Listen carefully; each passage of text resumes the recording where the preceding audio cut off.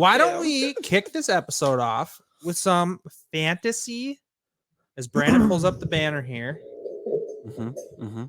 I think it's Fantasy 101 since he's taken so long. I think that's what it's called. Oh, Fantasy yep, there it is. 101 by Gage's Rage. Last week we talked about your league types. Today we are going to be talking about draft strategy for Fantasy 101. So we want to get things going with how you want to approach the draft.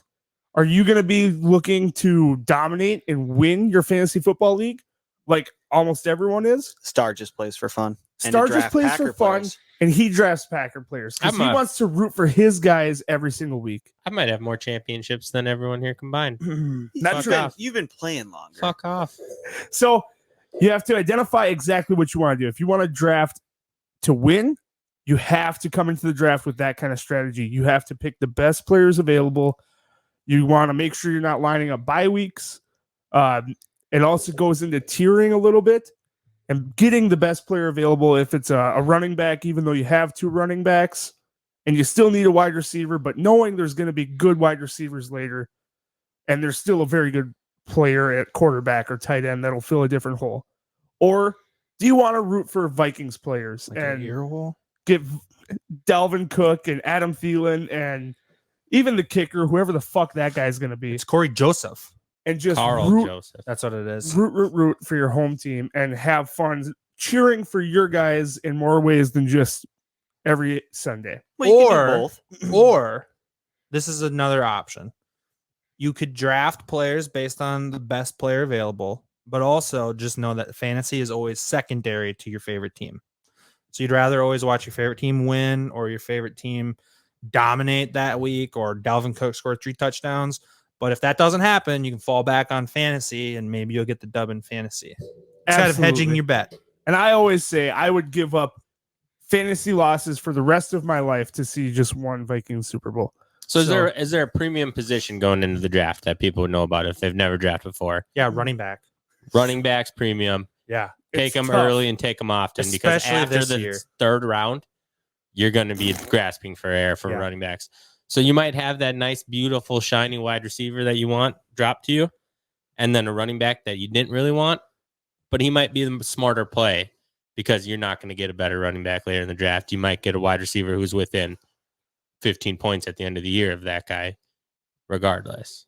Absolutely. Gage This is also, the- he sorry. mentioned tiers as well. That's why creating tiers is important because you have Christian McCaffrey, Dalvin Cook. McCaffrey's your unanimous 1. Cook is pretty much unanimous 2. But then after that, there might be 4 guys in that range. You know, And Alvin Brandon Kamara, says it's 4, but I may think it goes all the way down to 10 guys. which is fine. Just The- how we see the fantasy outlook being different. And then you look at wide receivers where there could be 15 guys that are the same as those 4 to 10 running backs. So understanding you could be deeper at wide receiver while the depth of running backs that are the same quality, the same tier is not as deep.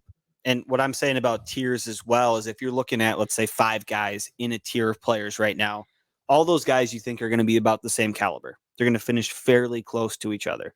So drafting your favorite player out of that tier isn't as much of a mistake as taking somebody outside of that tier. Like they're all probably going to finish close enough to feel comfortable taking them.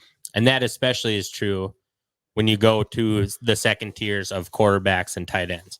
If you're not going to get one of those top guys, stay away from them till like the round 8, 9, 10. You don't have to reach on a quarterback because a couple came off the board. Those first couple are going to come quick, but then there's going to be a gap between the first tier and the second tier quarterbacks. So don't be afraid if all of a sudden your Dak is gone and your Lamars are gone and Kyler Murray's gone and Patrick Mahomes is gone. And then you're like, well, I have to take Deshaun Watson. No, you don't. Deshaun Watson might be available in the 13th. Ryan Tannehill isn't bad. Ryan Tannehill is bad. Those and the gap between them isn't always that great. Exactly. After that first tier drop off. Yeah, Yeah. and especially tight ends. If you're not getting Kelsey, Kittle, or Waller, you can wait. You don't have Not to fill on that Irv Smith. spot. Don't sleep on Irv. But you don't have to grab them early. And That's my true. last little bit I want to add on to the draft strategy. All of your buddies are going to talk shit. They're all going to tell you you're reaching. Never listen to anyone. I think it was last fantasy season, a rookie draft. We were all ripping on vodka Red Bull Nick.